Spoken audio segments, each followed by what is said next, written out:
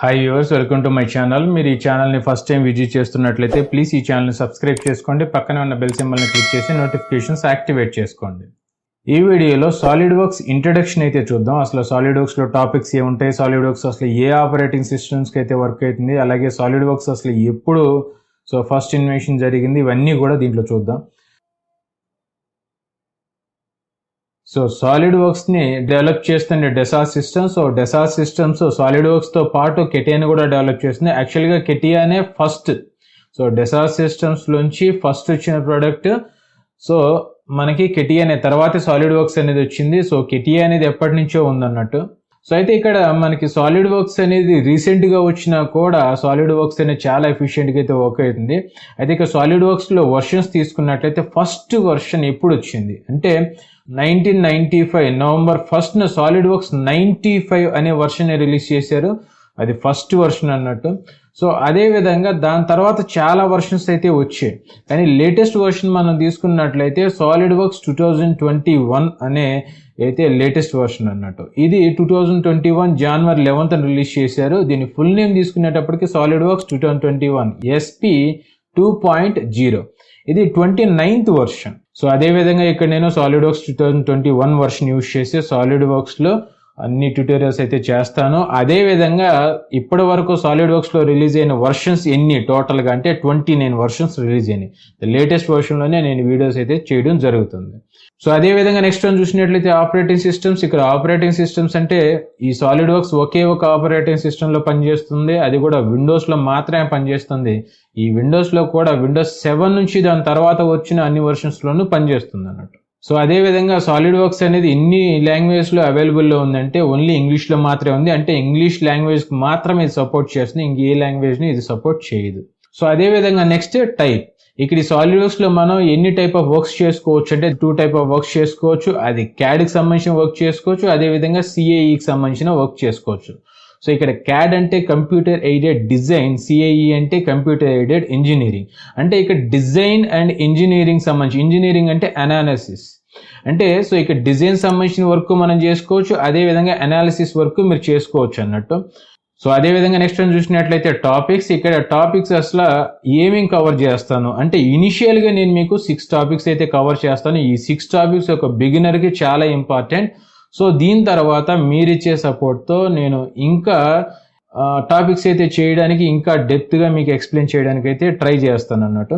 First అసలు ఈ బిగినర్కి అవసరమైన టాపిక్స్ ఏంటి, నేను మీకు చెప్పే టాపిక్స్ ఏంటి అంటే ఫస్ట్ వన్ వచ్చేసి స్కెచ్, అలాగే సెకండ్ వన్ తీసుకున్నట్లయితే feature, third one surface, fourth one sheet metal, fifth one assembly, sixth one drawing. ఇవి టోటల్గా 6 టాపిక్స్ నేను మీకు కవర్ చేయబోయేది. దీని తర్వాత ఇంకా ఏదైనా కావాలంటే మీరు నాకు ఫస్ట్ నుంచి సపోర్ట్ చేయండి. మీరు సపోర్ట్ చేసేదాన్ని బట్టి నేను ఇంకా డెప్త్గా ఇంకా టాపిక్స్ అయితే తీసుకురావడానికి ట్రై చేస్తాను.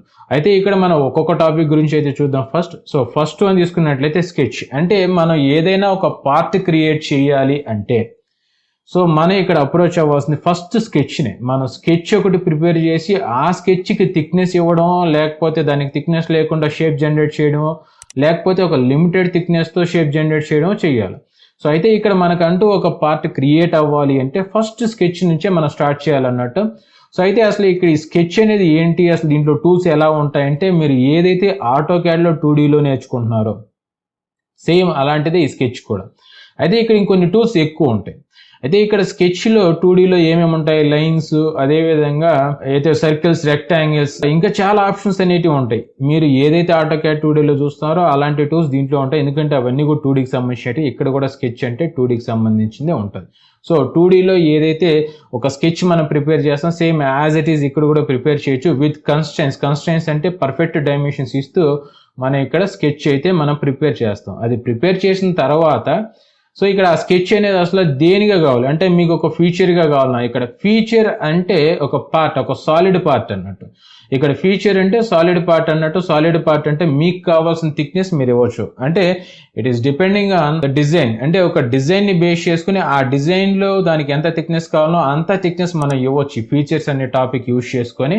సో అలాగే థిక్నెస్ ఒకటే తీసుకోవాలని రూల్ ఏమి ఉండదు అన్నట్టు. మనం డిఫరెంట్ థిక్నెస్లు అనేవి అప్లై చేస్తూ ఒక స్కెచ్ ని ఒక సాలిడ్ గా ఒక పార్ట్ గా మనం కన్వర్ట్ చేస్తాం. సో అయితే ఇక్కడ సాలిడ్ గా కావాలనుకుంటే ఫీచర్స్ లోకి వెళ్తున్నాం. సో అలా కాకుండా ఒక స్కెచ్ నుంచి వితౌట్ థిక్నెస్ తో ఒక షేప్ జనరేట్ చేయాలంటే సర్ఫేస్ లోకి వెళ్తాం. ఇక్కడ సర్ఫేస్ థిక్నెస్ ఎలా ఉంటుంది అంటే 0, అసలు థిక్నెస్ ఏ ఉండదు సర్ఫేస్ కి.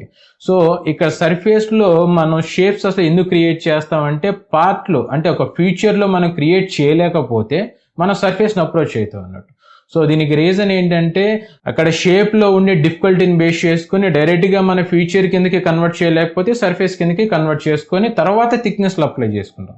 అయితే ఇక్కడ సర్ఫేస్ లో మనం చేసేది ఏంటి, ముందుగా స్కెచ్ అనేది తీసేసుకొని దాంతో మనం షేప్ జనరేట్ చేసుకుని ఆ షేప్ జనరేట్ అయిన తర్వాత సో దానికి ఎంత థిక్నెస్ కావాలో ఆ థిక్నెస్ అనేది మనం అప్లై చేస్తూ మనం షేప్స్ అయితే జనరేట్ చేసుకుంటాం అన్నట్టు. సర్ఫేస్ కిందకి అసలు ఎలాంటి పార్ట్స్ వస్తాయి, అలాగే ఫీచర్ కిందకి ఎలాంటి పార్ట్స్ వస్తాయి ఒక ఎగ్జాంపుల్ చెప్పండి అంటే, సర్ఫేస్ కిందకి ఫర్ ఎగ్జాంపుల్ మీరు యూజ్ చేసే బాటిల్ ని తీసుకోవచ్చు, చైర్స్ ని తీసుకోవచ్చు, అదేవిధంగా మౌస్ తీసుకోవచ్చు, కీబోర్డ్ తీసుకోవచ్చు, అలాగే మీరు యూజ్ చేసే ఏదైతే ఒక మొబైల్ పౌచ్ ఉందో ఆ పౌచ్ ని తీసుకోవచ్చు. సో ఇలాంటి పార్ట్స్ అన్ని కూడా సర్ఫేస్ కిందకైతే వస్తాయి. సో అదే విధంగా ఫ్యూచర్ కిందకి ఏం వస్తాయంటే ఎగ్జాంపుల్ గా మనం టేబుల్స్ ని తీసుకోవచ్చు, అదే విధంగా బేరింగ్స్ ని తీసుకోవచ్చు. సో ఇలా ఇంకా చాలా ఉంటాయి అన్నట్టు. సో ఇలాంటి ఏదైనా అంటే పాసిబిలిటీ షేప్ డైరెక్ట్ గా సాలిడ్ అయ్యే పాసిబిలిటీ ఉంటే దాని ఫీచర్స్ కిందకి వేస్తాం. డైరెక్ట్ గా సాలిడ్ అవ్వలేకపోతుంది, దానికి షేప్ ఎక్కువ డిఫికల్ట్ గా ఉంది మనం ఫ్యూచర్ గా కన్వర్ట్ చేసేటప్పుడు అనేటప్పుడు దాన్ని ఆటోమేటిక్ గా సర్ఫేస్ కింద కన్వర్ట్ చేసి అంటే షేప్ జనరేట్ చేసి తర్వాత థిక్నెస్ అనేవి అప్లై చేసుకుంటూ దాన్ని పర్ఫెక్ట్ గా క్రియేట్ చేయడానికి అయితే చూస్తాం అన్నట్టు. సో అదే విధంగా నెక్స్ట్ వన్ తీసుకున్నట్లయితే షీట్ మెటల్. ఇక్కడ షీట్ మెటల్లోకి వచ్చేటప్పటికి థిక్నెస్ కి ఒక స్టాండర్డ్ అనేది ఉంటుంది. ఆ స్టాండర్డ్ ని బేస్ చేసుకుని మనం ఇవ్వాల్సి ఉంటుంది. ఈ స్టాండర్డ్స్ అనేవి ఎలా ఉంటాయి అంటే కంట్రీస్ ని బేస్ చేసుకుని ఉంటాయి. ఒక్కొక్క కంట్రీలో ఒక్కొక్క డిఫరెంట్ థిక్నెస్ స్టాండర్డ్స్ అయితే మెయింటైన్ చేస్తారు. మనం ఆ థిక్నెస్ ని తీసుకొని ఇవ్వడం జరుగుతూ ఉంటుంది అన్నట్టు. సో అది ఆ టాపిక్ వచ్చినప్పుడు నేను ఆ స్టాండర్డ్స్ ఏంటి అనేది చెప్తాను అయితే.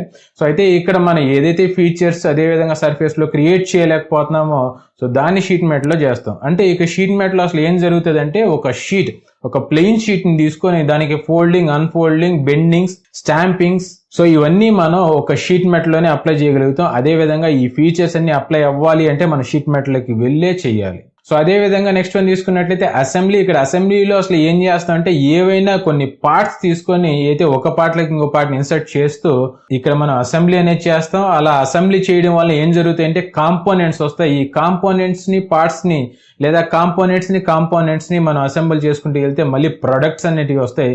సో ఇలా మనం ప్రొడక్ట్లు కానీ కాంపోనెంట్లు కానీ క్రియేట్ చేయాలి అంటే అసెంబ్లీలోకే వెళ్ళాలి. సో ఇక్కడ 2 టైప్ ఆఫ్ అప్రోచెస్ అనేటివి ఉంటాయి అసెంబ్లీలో. ఒకటి టాప్ డౌన్ అప్రోచ్, ఇంకోటి bottom up approach.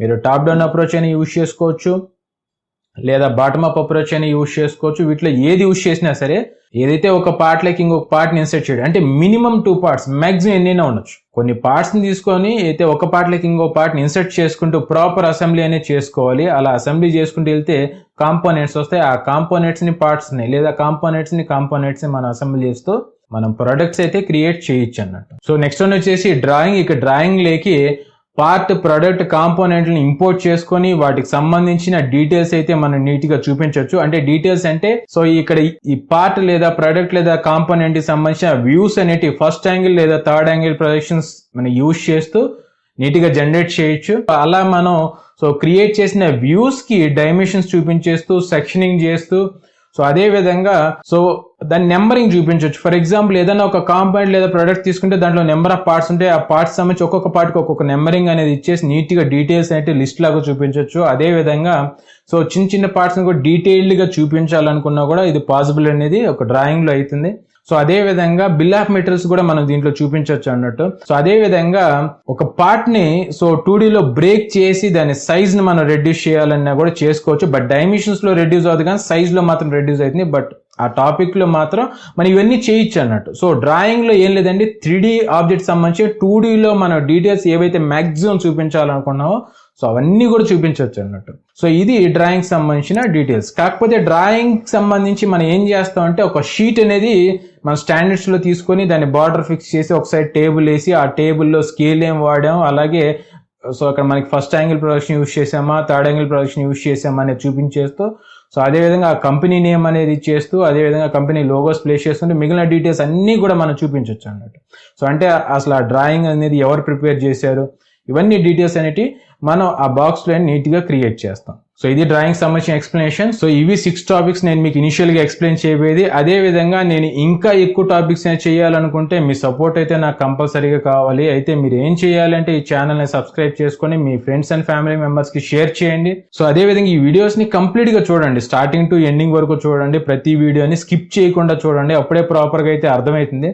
Okay viewers, ఇది సాలిడ్ వర్క్స్ ఇంట్రడక్షన్ సంబంధించిన ఎక్స్ప్లెనేషన్. మీకు ఇంకా ఏదైనా సాలిడ్ వర్క్స్ సంబంధించి డీటెయిల్స్ అనేది కావాలి అంటే మీరు మీ బ్రౌజర్ అనేది ఓపెన్ చేసి ఆ బ్రౌజర్ లో మీరు సాలిడ్వర్క్స్ వీకీ అని చెప్పి టైప్ చేయండి. సో ఇలా సాలిడ్వర్క్స్ వీకీ అని టైప్ చేసిన తర్వాత ఇక్కడ వచ్చిందిగా సాలిడ్వర్క్స్ వికీపీడియా అని. సో దీని మీద క్లిక్ చేయండి, లేదా సాలిడ్వర్క్స్ వీకీ అని ఇచ్చేసి ఎంటర్ ప్రెస్ చేసినా సరిపోతుంది. దాని తర్వాత ఇలా ఒక పేజ్ అయితే వస్తుంది. ఇక్కడ మీరు సాలిడ్వర్క్స్ వికీపీడియా అనే దాని మీద క్లిక్ చేయండి. సో అలా క్లిక్ చేసినట్లయితే సాలిడ్వర్క్స్ సంబంధించి వికీపీడియాలోకి వెళ్తాం. సో ఇక్కడ చూసినట్లయితే సాలిడ్వర్క్స్ సంబంధించి కంప్లీట్ డీటెయిల్స్ అయితే ఉంటాయి. సో చూడండి ఇక్కడ అసలు ఎన్ని వర్షన్స్ వచ్చి అన్ని వర్షన్స్ సంబంధించి డీటెయిల్స్ అయితే ఉన్నాయి. సో ప్రతి వర్షన్ సంబంధించి దాని రిలీజ్ డేట్ ఎప్పుడు వచ్చింది, అలాగే దాని వర్షన్ హిస్టరీ వాల్యూ అనేది ఉంది, అదేవిధంగా వర్షన్ నెంబర్ ఉంది, అదేవిధంగా సాలిడ్వర్క్స్ సంబంధించి నేమ్స్, ప్రతి వర్షన్ నేమ్ అనేది ఇచ్చారు. సో అదే విధంగా ఇక్కడ మిగిలిన డీటెయిల్స్ అన్ని కూడా మెన్షన్ చేశారు. ఇవి అప్డేట్ చేస్తూ ఉంటారు మీరు.